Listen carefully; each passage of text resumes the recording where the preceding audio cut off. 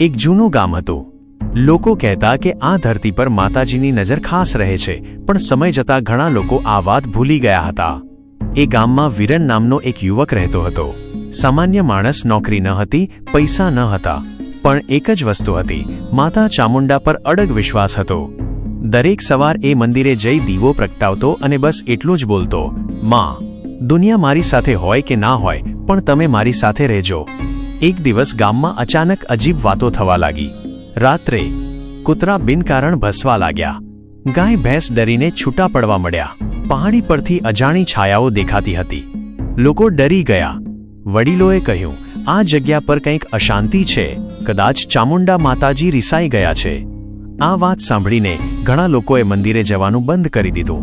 પણ વીરન બોલ્યો, જો ભય આવે ત્યારે જ માતાજીને ભૂલી જઈએ તો ભક્તિનું મૂલ્ય શું? એક અમાવસ્યાની રાત આવી. આકાશ કાળું, પવન ભયાનક, વીજળી ચમકવા માંડી. જાણે કોઈ અદૃશ્ય શક્તિ ગામ તરફ વધી રહી હોય.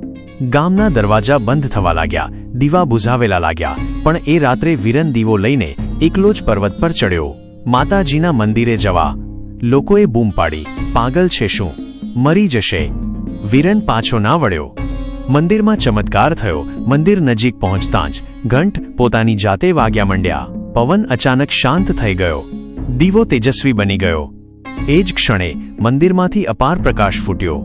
વીરન ધ્રુજતો અવાજે બોલ્યો, માં, જો હું ખોટો હોઉં તો દંડ આપજો, પણ જો મારો વિશ્વાસ સાચો હોય તો આ ગામને બચાવજો.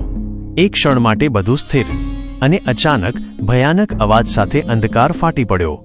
સવારે ગામવાળાઓ બહાર નીકળ્યા. આકાશમાંથી ધોધમાર વરસાદ થવા લાગ્યો. પર્વત પરથી પવિત્ર પાણી વહેતું થયું અને મંદિરના ધ્વજ પોતે ફરફરતા થયા. વીરન મંદિરમાં ધ્યાનમાં બેઠો હતો. તેના ચહેરા પર અદ્ભુત તેજ હતું. લોકોએ પૂછ્યું, તે રાત્રે શું જોયું?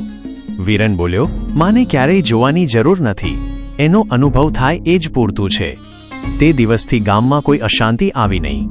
લોકોએ સમજી લીધું, ભક્તિ દેખાવથી નથી, ભયમાં પણ અડગ રહે એ સાચો વિશ્વાસ છે. અને લોકો બોલ્યા, જય ચામુંડા માતાજી.